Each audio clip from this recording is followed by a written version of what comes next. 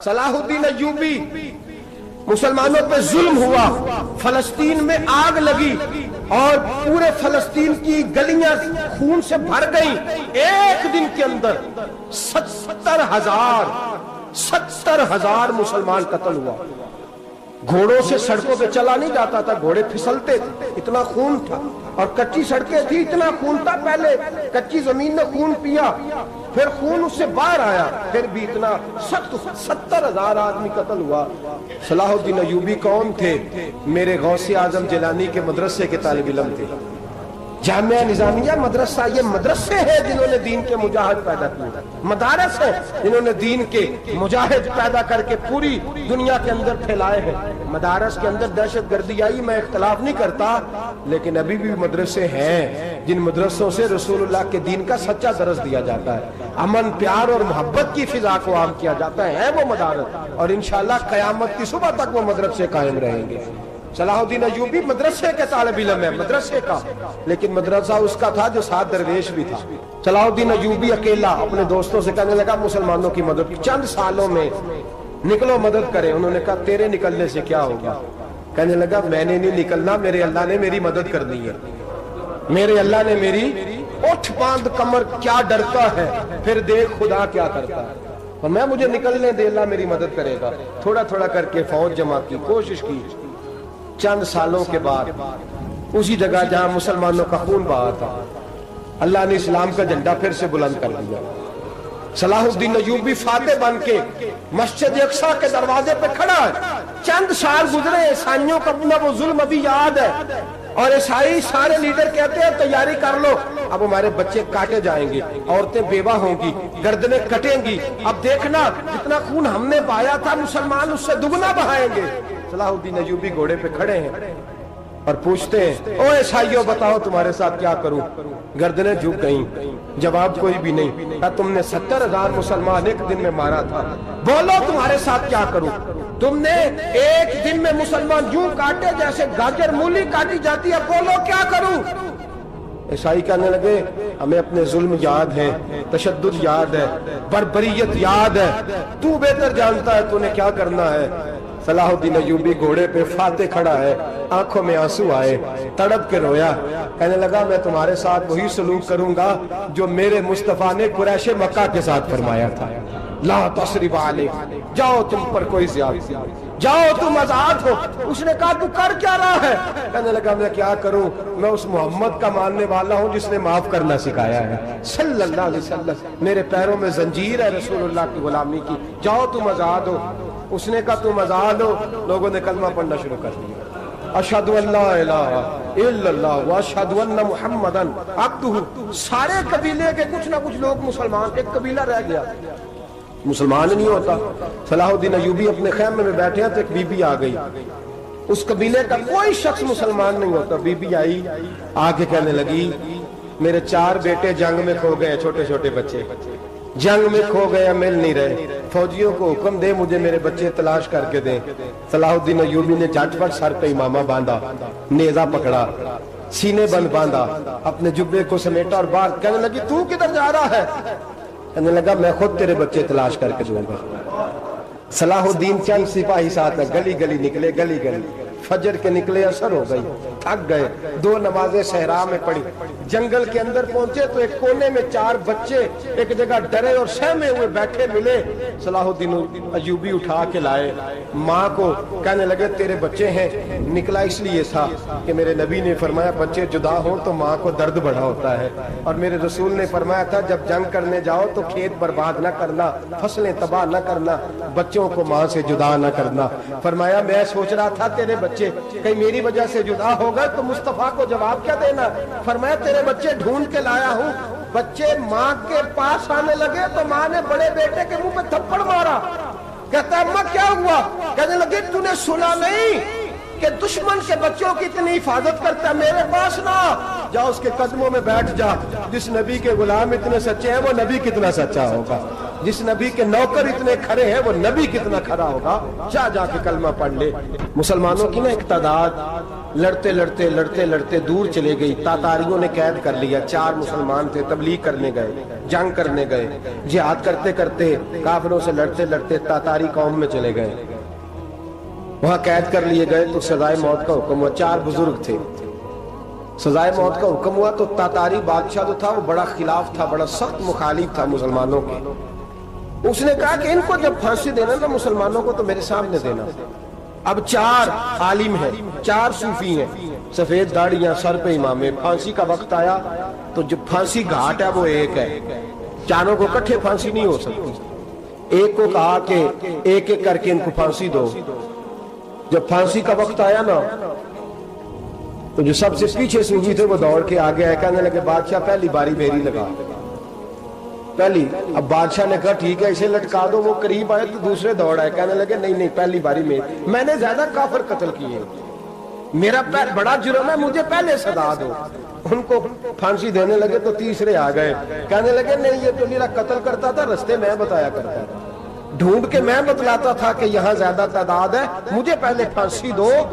تیسرے کے ساتھ بات ہو رہی تھی تو چوتھا دوڑا آیا، کہنے لگا یہ رستے بتاتا تھا، یہ تبلیغ کرتا تھا، یہ سارا کچھ کرتا تھا، لیکن کہا یہ کہتے تھے چلو واپس چلتے ہیں، میں جانے نہیں دیتا تھا، میں کہتا تھا اور کافر مارنے اور علاقے فتح کرنے، میرا جرم بڑا ہے، مجھے پہلے پھانسی دو۔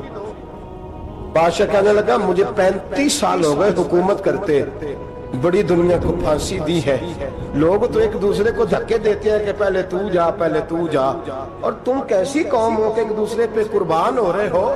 کہنے لگا تم ایک باپ کی اولاد ہو، جاگ رہے آپ لوگ؟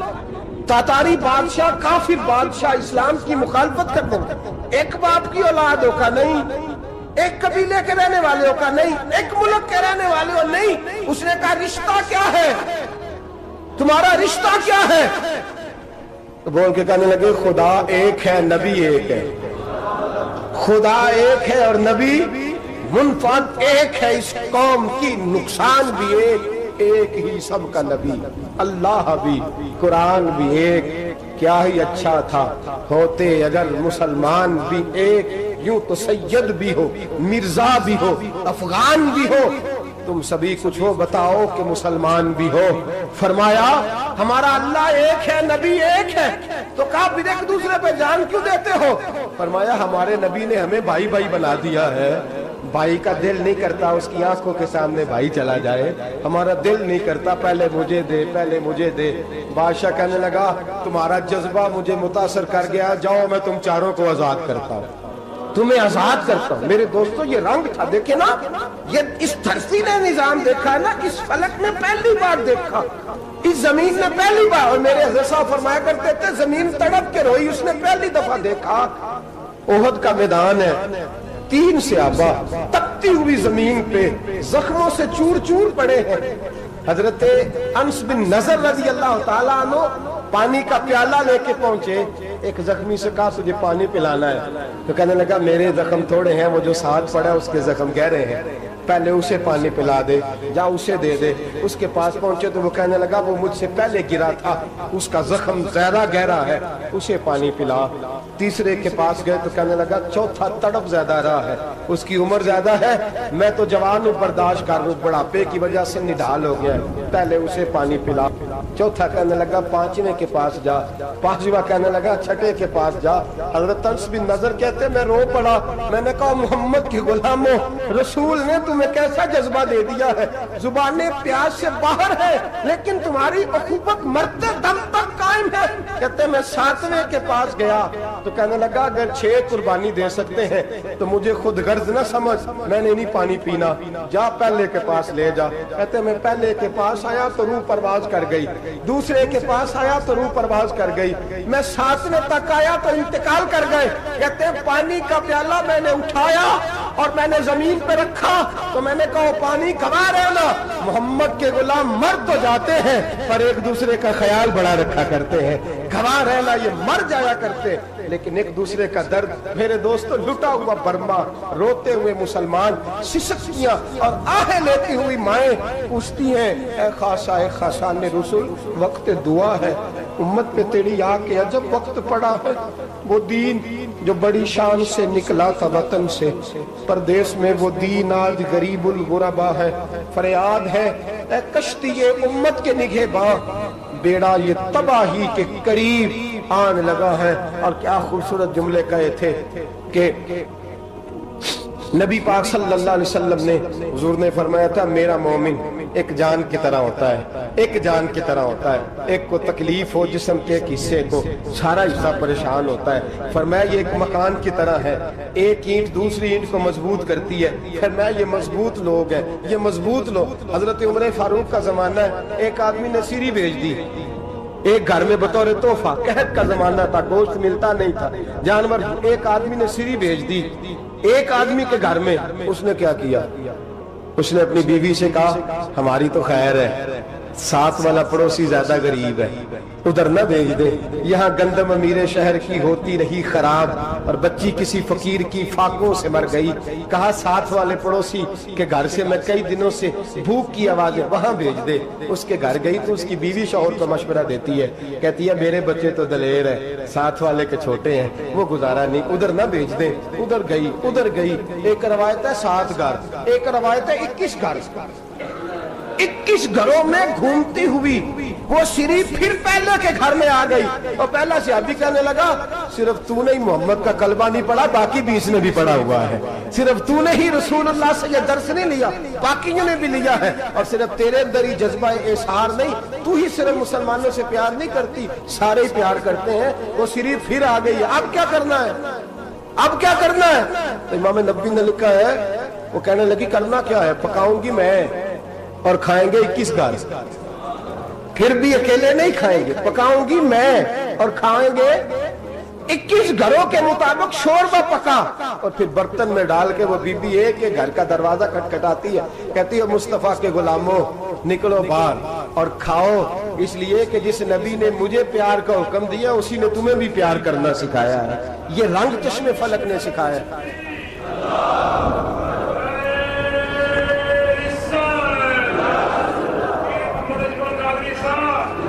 آپ کی بڑی مہربانی. زندہ باد وہی ہے جس کو اللہ رسول زندہ باد فرمائے. بڑی مہربانی، اللہ جزا دے. بنو قریظہ اور بنو نذیر 2 محلے تھے یہودیوں کے.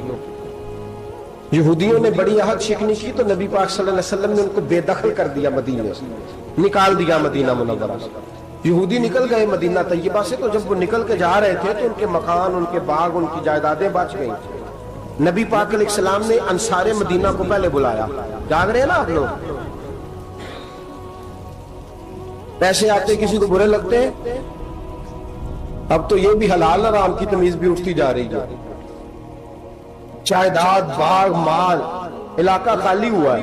وہ چلے گئے اور لوگ تو ڈھونڈتے پھرتے ہیں. اللہ خیر فرمائے، شاملہ جگہ ملتی نہیں اب شہروں میں. وہ کس کس نے نام کرا لی، کدھر گئی ہے کوئی خبر ہی نہیں، خالی جگہ پڑی ہے. میرے نبی پاک علیہ السلام نے پہلے انصار مدینہ کو بلایا.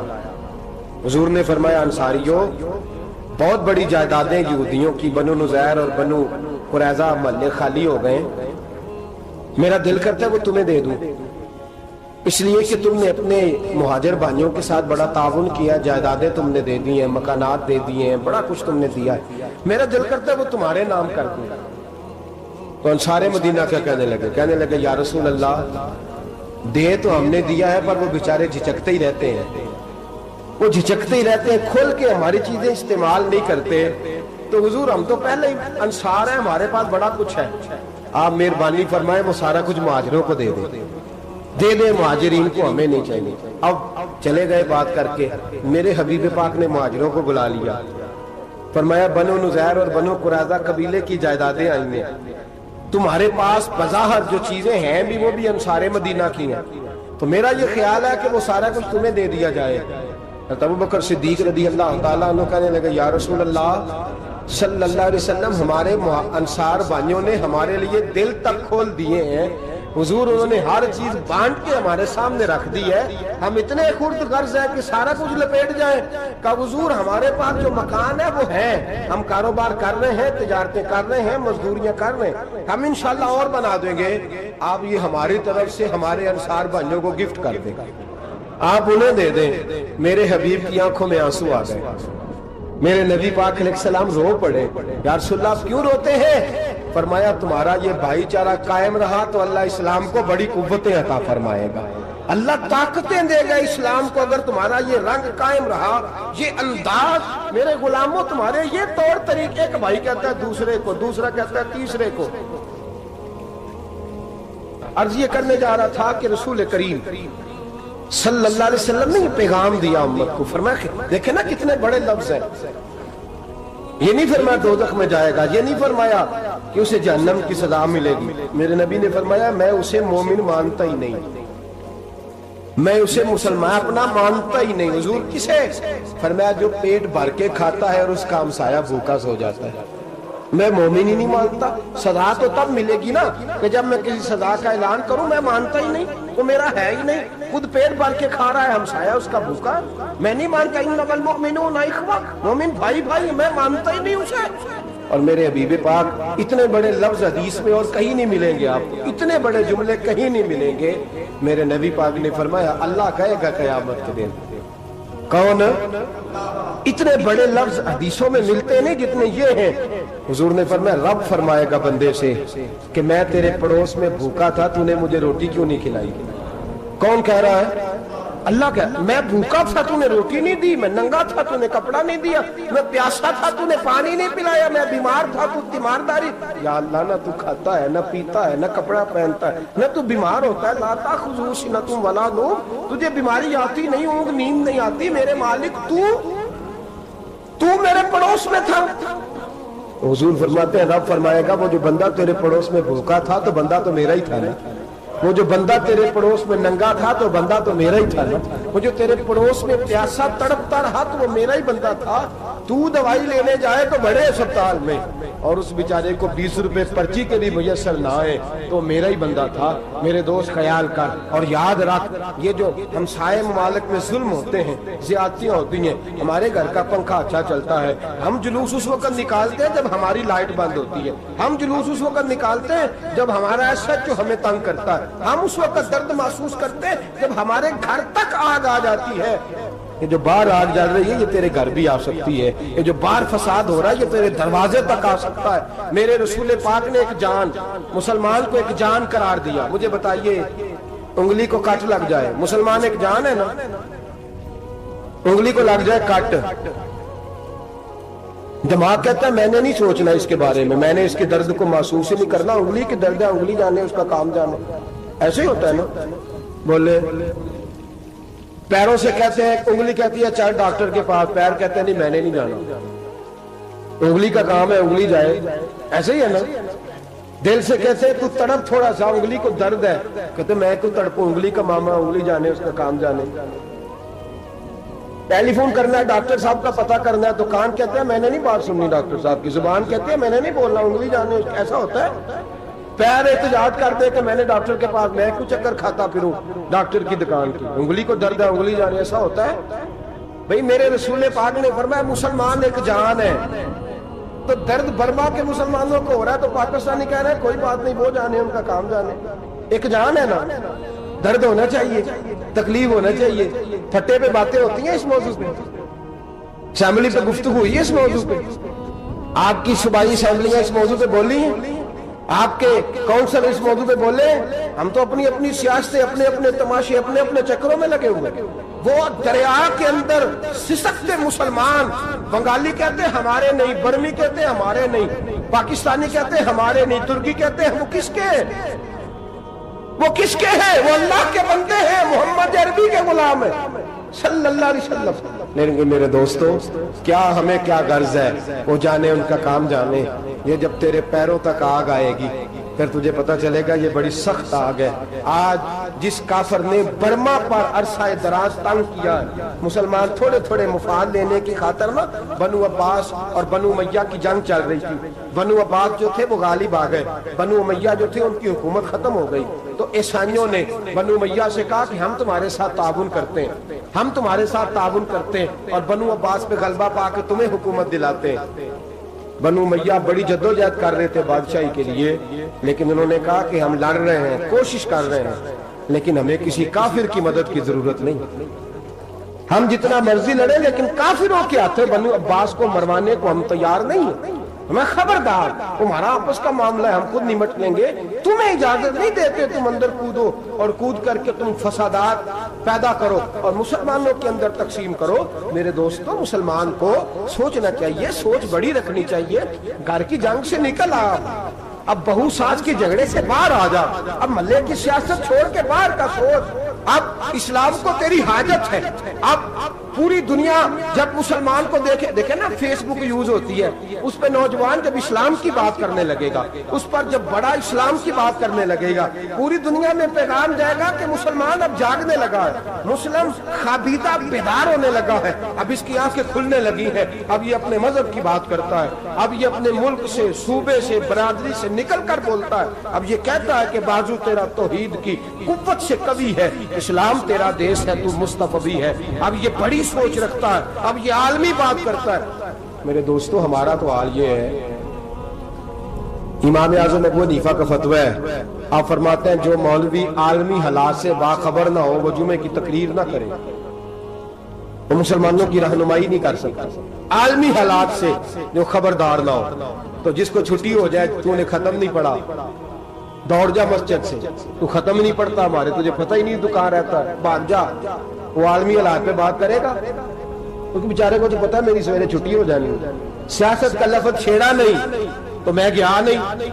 یاد رکھے، وہ جو بیداری ہے، وہ جو اعلیٰ ظرفی ہے، وہ جو بڑی سوچ ہے، وہ جو ملت کی سوچ، وہ جو قومیت کی سوچ ہے، وہ جو آگے بڑھنے کا زاویہ ہے، وہ تو اندر اقبال کہتے ہیں گلا تو گھونٹ دیا اہل مدرسہ نے تیرا، گلا تو گھونٹ دیا اہل مدرسہ نے تیرا، تجھے تو مدرسے والوں نے پلیٹ پکڑا دیا ہے کہ جا سویرے لنگر کٹھا کر کے لا اور دوپہر کو روٹیاں مانگ کے لا اور دیکھ آج مرا کون ہے، ختم کس کا پڑھنا ہے، تو گلا تو گھونٹ دیا اہل مدرسہ نے تیرا، اب کہاں سے آئے گی صدا لا الہ الا اللہ، تو گھونٹ دیا تیرا گلا، تو کیسے بڑی بات کرے گا؟ بڑی بات کے لیے بڑی سوچ چاہیے، بڑی تگودو چاہیے، بڑی کوشش چاہیے، بڑا حوصلہ چاہیے۔ مسلمان چھوٹی چھوٹی لڑائی میں، چھوٹی چھوٹی جنگ میں، ایک دکاندار دوسرے دکاندار سے لڑ رہا ہے، گلی والا دوسری گلی والی سے لڑ رہا ہے، محلے والا محلوں پہ اعتراض، ایک شہر میں رہنے والے میں نے دوسرے محلے پہ اعتراض کرتے دیکھے۔ یقین کریں، ایک شہر میں رہنے والے، علاقے میں بسنے والے کہتے ہیں بھائی توبہ ہے، اس محلے تو اللہ ہی بچائے، لا حول ولا قوت۔ وہ جو تقسیم در تقسیم کی سوچ ہے، اس نے چھوٹے چھوٹے ٹکڑوں میں مسلمانوں کو بانٹ دیا ہے، چھوٹی چھوٹی تقسیم ہے، چھوٹا چھوٹا ہمارا مزاج ہے، چھوٹی سوچ ہے، بڑی سوچ کی بات سنیے۔ صلاح الدین ایوبی، جاگ رہے ہیں نا آپ لوگ؟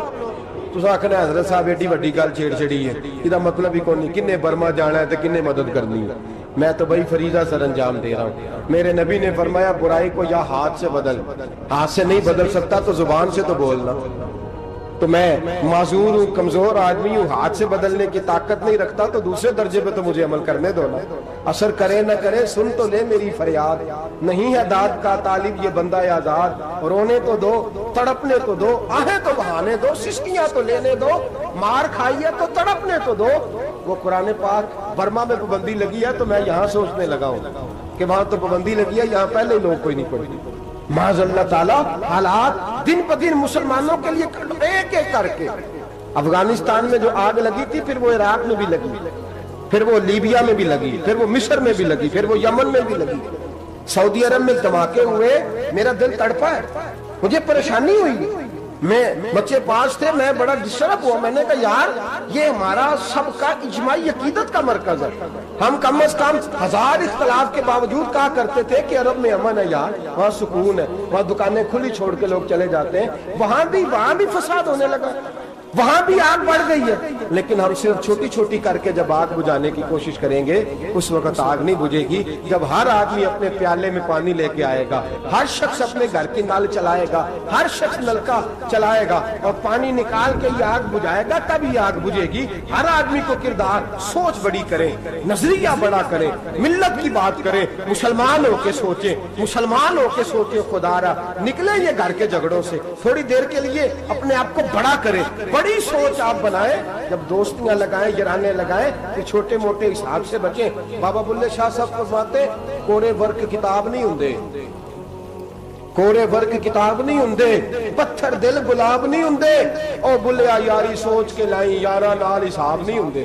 پھر ذرا نکلے اس حساب کتاب سے باہر، بلیا یاری سوچ کے لائیں، یارا نال صاحب نہیں ہوندے پھر ذرا بڑا ذہن کرے چھوڑے اپنے صاحب یبصرون علی انفسہم ولنبلونکم بشیء من الخوف والجوع ونقص من الاموال والانفس والثمرات. پھر حساب کتاب سے نکلے.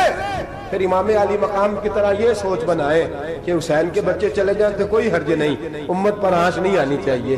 ایک امام علی مقام, کل تک امام میدان میں کھڑے تھے تو اکیلے تھے, لیکن آج پوری دنیا کہتی ہے حسین ہمارا ہے, حسین ہمارا ہے. آج نظریہ امام علی مقام زندہ ہے, تو اکیلا ہے تو کھڑا ہو. یہ نہ کہا کر چھوٹی سی مسجد ہے, ایک کونا کا کھڑکاوا, مولانا تقریر کر رہے ہیں تو کیا بنے گا, ایک آواز کہیں سے گونجا کرتی ہے, پھر اس میں تاثیر میرا اللہ پیدا فرما دیا کرتا ہے, پھر اس کے اندر قوت میرا رب پیدا فرما دیا کرتا ہے, پھر اللہ اس میں تاثیر پیدا کر کے چار دانگ عالم میں پھیلا دیا کرتا ہے. جب آپ نماز پڑھ رہے ہوتے ہیں, جب آپ کا مصلی آباد ہوتا ہے, صلاح الدین ایوبی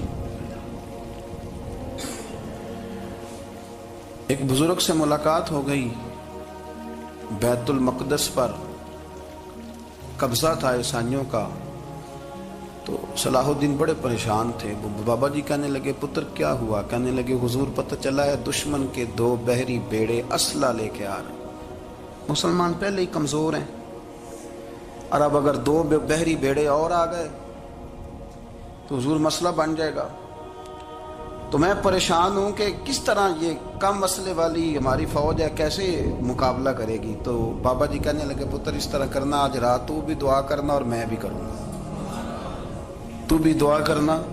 آپ ناراض نہ ہونا, ہم تو پیروں والے ہیں, ہم تو پیروں کے نوکر غلام ہیں, ہمارا تو گزارا ہی نہیں, ہمیں تو ملتا ہے سارا کچھ وہاں سے. پر میرا سوال یہ ہے کہ تعویذ لینے جاتے ہو, نفل کیوں نہیں پڑھتے, رات اللہ اللہ کیوں نہیں کرتے؟ یہ بھی تو ہمارے بزرگوں کا ہی طریقہ ہے, انہوں نے تو ہمیں سکھایا ہے. صلاح الدین ایوبی سے بزرگوں نے کہا کہ رات آج نا اللہ اللہ کرنا, تو میں تیرے لیے دعا کروں گا, تو بھی دعا کرنا. تو بندہ جب دکھی ہوتا ہے تو سجدہ کرتا ہے, تو پھر ہی تو مصلی بھیگ جاتا ہے, پھر ہی تو مزہ آتا ہے. سکھی بندہ تو کعبے جا کے نہیں روتا. دکھی تھے, تکلیف تھی, تو سر رکھا سجدے میں تو تڑپ گئے. اور وہ بابا جی کہتے ہیں میں مسجد آیا تو صلاح الدین چیخے مار کے رو رہا تھا اور کہہ رہا تھا مالک میں کوئی اپنی شان کے لیے تو نہیں نہ لڑ رہا, اللہ کو میں کوئی قبضوں کے لیے تو نہیں لڑ رہا, مالک تیرے لیے لڑ رہا ہوں, مجھے بے آبرو نہ کرنا, میری مدد فرمانا. کہتے ہیں میں آیا تھا کہ مسجد میں دعا کروں گا, پر صلاح الدین ایوبی کو روتے دیکھا تو میں لوٹ گیا. تو سویرے صلاح الدین ملے تو بڑے خوش تھے. میں نے کہا پتر کیا ہوا؟ کہنے لگے حضور وہ بحری بیڑے 2 آ رہے تھے نا اسلحہ لے کے, دونوں ڈوب گئے پانی میں ڈوب گئے. تو بابا جی کہنے لگے صلاح الدین وہ پانی میں نہیں ڈوبے, وہ تیرے آنسوؤں میں ڈوب گئے, وہ غرق ہو گئے. وہ جو تو نے مصلی بات کیا تو وہ تیرے آنسوؤں میں ڈوب گئے, وہ غرق ہو گئے, وہ تباہ اتنے قیمتی تھے تیرے آنسو کے بہا لے گئے دشمن کے بحری بیڑوں کو. میرے بھائی ٹھیک ہو گیا جی, میرے عزیز سمجھ لیں اس بات کو ہمیشہ کے لیے, اور اس پر غور کر لیں اچھے طریقے سے کہ میرے رسول کریم سید عالم صلی اللہ علیہ وسلم نے نا ہماری توجہ دلائی, حضور نے ہمیں بتلایا, ہمارا ذوق بڑھایا عبادت کی طرف. ایک صحابی تھے حضرت ابو فاطمہ رضی اللہ تعالیٰ عنہ, یہ ترمذی شریف کی حدیث ہے. نبی پاک علیہ السلام نے فرمایا ابو فاطمہ قیامت کے دن مجھ سے جلدی ملنا چاہتے ہو کہ دیر کے ساتھ؟ تو کہنے لگے حضور کون ہوگا جو دیر سے ملنا چاہے, ہم نے تو جان دے دی وعدہ دیدار پر. اعلیٰ حضرت فرماتے ہیں جان دے دی وعدہ اور نقد اپنا دام ہو ہی جائے گا. مجھے لگتا ہے کہ یہ سودا نقد و نقد ہو جانا ہے, چونکہ ہم نے جان دے دی وعدہ دیدار پر. آپ نے وعدہ کیا تھا کہ مریں گے تو پھر زیارت ہوگی, تو مر گئے ہم زیارت کی خاطر. جان دے دی وعدہ دیدار پر, تو نقد اپنا دام ہو ہی جائے گا. اے رضا ہر کام کا ایک وقت ہے, دل کو بھی آرام ہو ہی جائے گا. تو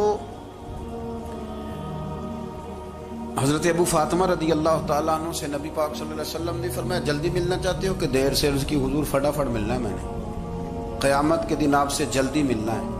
تو نبی پاک علیہ السلام نے فرمایا پھر اس طرح کرنا, دنیا میں رہ کے سجدے زیادہ کرنا, پھر سجدے زیادہ کرنا, قیامت میں ملاقات جلدی ہو جائے گی, قرب ملے گا تمہیں. اپنے بچوں کے اندر دیکھیں نا, ہم شوق پیدا کرتے ہیں, ہمیں صحیح لفظ نہیں بولنے آتے ہیں, پر ہم بچوں میں شوق پیدا کرتے ہیں کہ پتر ڈاکٹر بن جائے گا تو بڑا نفع کرے گا. تو لوگوں کی خدمت کرے گا، ملک و ملت کی خدمت کرے گا، تیرے ابا کا نام روشن ہوگا، تیرے دادا کی تعریفیں ہوں گی. ہم یہ ذوق پیدا کرتے ہیں. ہم اپنے نوجوانوں کے اندر یہ فکر پیدا کرتے ہیں، انہیں ہم سمجھاتے ہیں کہ میاں جب تم پڑھو گے، محنت کرو گے تو فلاں آدمی کی طرح تمہارا نام ہوگا. یہ جتنا ذوق ہم بچوں کے اندر ان چیزوں کا پیدا کرتے، ہمیں حکم ہے کسی طرح ہم ذوق پیدا کریں کہ پتر نماز پڑھے گا تو اللہ راضی ہو جائے گا، تو سجدہ کرے گا. دیکھیں نا میرے رسول کریم علیہ السلام نے فرمایا 7 سال کے بچے کو مسجد لے کے جاؤ، یعنی اسے شوق دلاؤ، اس کے اندر یہ خاصیت پیدا کرو کہ اس کا دل کرے مسجد میں جانے کو، اس کے اندر یہ خصوصیات لاؤ کہ وہ ہمارے ہاں نا ہر چیز کو پرموٹ کیا جا رہا ہے، ہر چیز کو یعنی سر سنگیت سکھانے کے لیے اکیڈمیاں بن گئی، ہر شے پرموٹ ہو رہی ہے. عبادت کا جذبہ کم ہوتا جا رہا ہے، اللہ کا ذوق ہمارے اندر نہیں رہا. اور اتنا مشکل ہم نے اپنے لیے بنا لیا ہے کہ وہ بندہ جو بڑی زبردست مذہبی گفتگو کر رہا تھا اور تگڑی بات کر رہا تھا، کیا بات ہے، لیکن نماز کے بارے میں کمزوری دکھا جاتا ہے، نوافل کے بارے میں وہ چپکے سے نکل جاتا ہے. امام احمد بن حنبل رحمۃ اللہ تعالی علیہ، مسند امام احمد بن حنبل 14 جلدوں میں ہے مارکیٹ میں، اور مجھے تو خیر پسند ہی پڑی ہے، میں نے تو کئی دفعہ پڑھی ہے. اور کیا بات ہے، امام احمد بن حنبل کیسے تگڑے قسم کے محدث تھے، اور اللہ نے کتنا انہیں اعزاز عطا فرمایا ہوا. یہ کوڑے بھی کھاتے تھے دین کی خاطر، سارا کرتا لہو سے بھر بھی جایا کرتا. بڑا اعزاز والا شخص تھے، بڑے اعزاز والے. حدیثیں جمع کرنا، حدیثیں لکھنا، حدیث پڑھانا، سارا دن رہتے تھے. کہہ سکتے تھے کہ میں کر تو رہا ہوں کام، اور حدیث بھی موجود ہے کہ عالم عابد سے افضل ہوتا ہے، پر اس کے باوجود امام احمد بن حنبل رحمۃ اللہ علیہ 300 نفل فرض نمازوں کے علاوہ پڑھا کرتے تھے. 300 نوافل روز پڑھا کرتے تھے. ان کے بیٹے نے کہا ابا جی مکان خریدنا ہے تو وہ جگہ کہاں کر کے لوں، بہت ساری آبادیاں. تو فرمایا پتر وہاں لینا جہاں مسجد قریب ہو. میرے رسول کریم سید عالم صلی اللہ علیہ وسلم اتنا پسند کرتے مسجد کو، اتنا پسند کرتے نماز کو، کہ رسول کریم صلی اللہ علیہ وسلم تہجد کی نماز بھی پڑھتے، پھر حضور فجر کی نماز بھی پڑھتے. نبی پاک وتر کو الگ کر کے پڑھتے، عشاء کے ساتھ نہیں پڑھتے. یہ تو ہم اس لیے اجازت دی ہمارے بزرگوں نے کہ بعد میں اٹھے گا کون علیحدہ وتر پڑھنے کے لیے، عشاء کے ساتھ پڑھ لے. وتر پڑھتے، تہجد پڑھتے، فجر پڑھتے، اشراق پڑھتے، چاشت پڑھتے، پھر مغرب کی نماز کے بعد 6 رکعت اوابین پڑھتے، پھر رات کو صلاۃ اللیل پڑھتے. سیدہ عائشہ صدیقہ کہتی ہیں زمانہ سو جاتا اور میرے رسول مصلی بچھا کے کھڑے ہو جاتے. او یار کھیتی باڑی کر کے نہیں، محنت مزدوری کر کے نہیں. جناب عائشہ کہتی ہیں میں یہ بھی دیکھتی کہ حضور ایک آیت شروع کرتے تو ساری رات اسی کو پڑھتے، اور میری نظر جاتی تو قدم مبارک پہ ورم آ جاتا. یار نماز پڑھ کے اتنی مشقت کر کے، اتنی جد و جہد کر کے ورم آ گیا. یا رسول اللہ اتنی محنت کیوں کرتے ہو؟ فرمایا افلا اکون عبدا شکورا، کیا میں اپنے رب کا شکر گزار بندہ نہ بنوں؟ صحابہ کا ذوق عبادتوں کا، ریاضتوں کا، تلاوتوں کا، طبیعت ہے ان کی. وہ ایک دوسرے کو، حضرت مولا علی شیر خدا کرم اللہ تعالی وجہہ الکریم کے زمانے میں روم کے بادشاہ نے کہا یار یہ مسلمانوں کا پتہ تو کرو، یہ آخر کیوں اتنے زیادہ مجاہد ہیں. اس زمانے میں جاسوس بھیجنے کا مزاج تھا، اب تو جاسوس پکڑا جاتا ہے، اب تو جاسوس ہو، اور جاسوسی کا شوق ویسے آج بھی ہے. عرض کروں تھوڑی سی بات اس عنوان سے. پتہ کیا ہمارا مسئلہ ہے؟ ہم جہاں جاتے ہیں نا وہاں تھوڑی خوشبو سونگنے کی کوشش کرتے ہیں.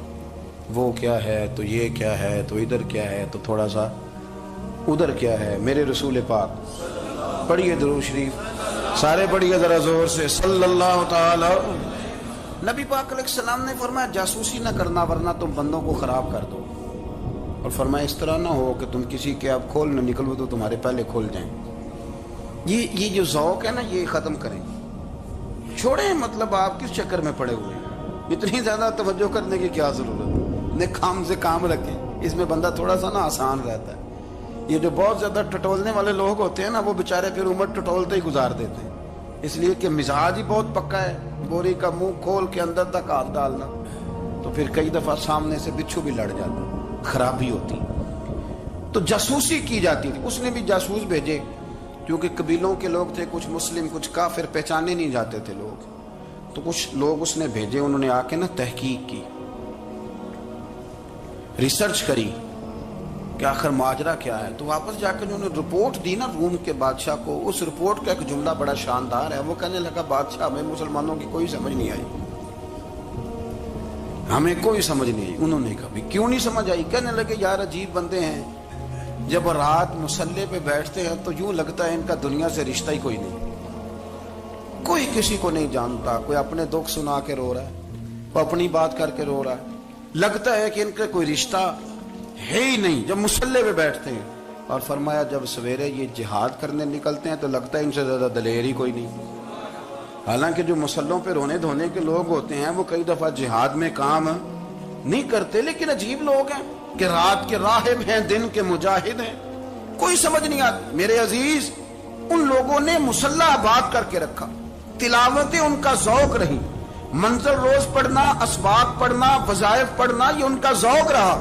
اعلیٰ حضرت بریلوی رحمت اللہ نے 1000 کتاب لکھی ہے، لیکن الوظیفۃ الکریمہ کے نام سے جو وہ صبح و شام وظائف پڑھتے تھے وہ الگ انہوں نے ان کو بیان کیا، پابندی کے ساتھ اپنی اللہ اللہ کرتے.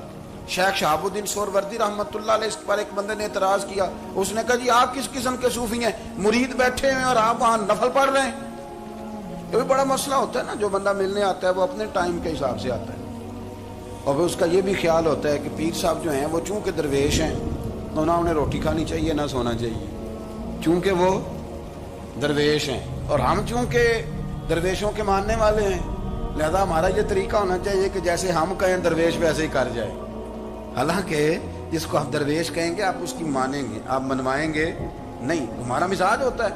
شیخ شہاب الدین پر لوگوں نے اعتراض کی، حضور لوگ ملنے آئے ہیں، زیارت کرنے آئے ہیں، یہ بندے دعا کرانے آئے ہیں، اللہ اللہ کرانے آئے اور آپ نفل پڑھ رہے ہیں. کیا جملہ ہے، کیا حسن ہے، کیا خوبصورتی ہے. فرمانے لگے رب رسول سے مانگنے کے لیے مصلی بچھایا ہے، اگر وہاں سے مانگوں گا نہیں تو تمہیں دوں گا کیا؟ پہلے مجھے کچھ لے تو لینے دو، اگر میرے پلے کچھ ہے ہوگی تو آگے دوں گا نا. تو میں مانگنے گیا تھا کہ یا اللہ دے، تیرے بندے لینے آئے دے، تو میں کچھ لوں گا تو آگے دوں گا نا.